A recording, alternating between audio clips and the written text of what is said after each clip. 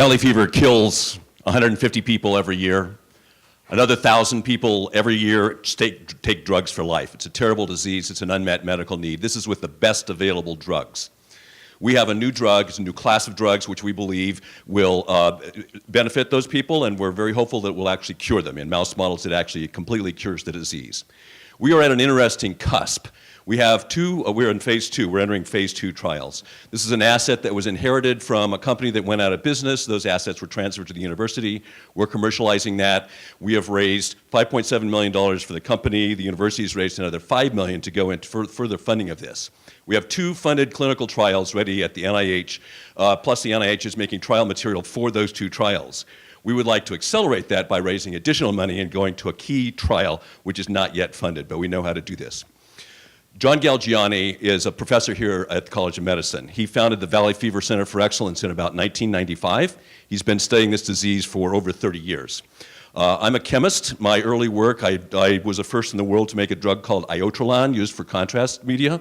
I was the first in the world to make pegylated lipids, which go into liposomes, which makes Doxil. Both of those are billion-dollar drugs. So I'm an experienced chemist, over 12 years of work there. I became a lawyer, went to Apple, worked for several years, worked at 2 startups, including as VP at 2 companies that went public. So between the 2 of us, we're a small but very powerful team. One of the things that we know how to do is to manage. So our most recent grant, large grant, was $3 million, through which we had money to develop the process. The manufacturing process did not come with the transfer. We had to rediscover how to do a lot of that.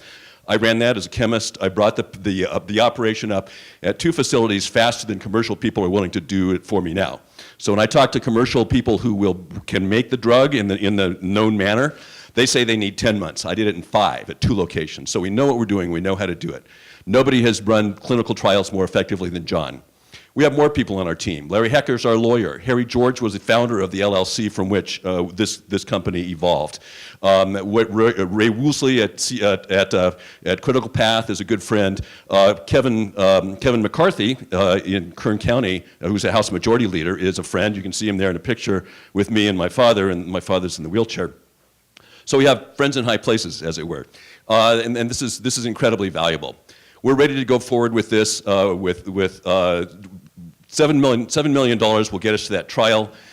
We know how to do smaller projects that are more palatable for a small bite, and we look forward to helping this any way we can. Thank you for your time. David Larwood.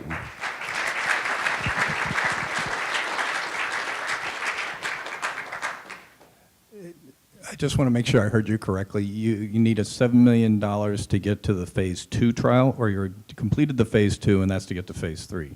I didn't go through the whole, so drug development is incredibly expensive. It costs we think we can get to the end for about $30 million. We're about $20 million in already. That's in hand and spent. The 7 takes us to a critical pivotal trial. That's educational, of course, only. That's not a request. But somebody needs to spend this kind of large money to do drug development. Why is existing diagnosis poor? Hard to diagnose or not recognized quickly enough? Both of those are important. So it turns out that the disease presents as pneumonia. So about 1/3 of people in Arizona who come in coughing and tired and wheezy to the emergency room actually have valley fever. Of those, only 10,000 a year are detected. We know that there's 30,000 of them. The drug test which is used is notoriously unreliable. It gives a lot of false negatives. So famously, Connor Jackson was told 3 times he didn't have valley fever. He had it from the start. The tests often are not good enough. We actually have a plan for doing tests. That's one of the things we expand into, but that's not in our first protocol.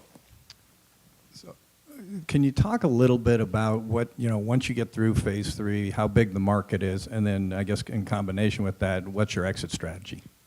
So the disease is predominantly in 3 U.S. counties in the world. Maricopa, Pima, and a county in California where Kevin McCarthy and I come from, in Kern County. That market's $150 million just for valley fever. As a new antifungal, this would be useful for transplant, which has worldwide implications and much broader. We think that could as much as triple the market. The phase 2 that I'm talking about at the moment is a first test, which we would then expand with another $5 million. That would set up the pivotal trial. If with the pivotal trial is successful, we can be marketing this drug in 2017.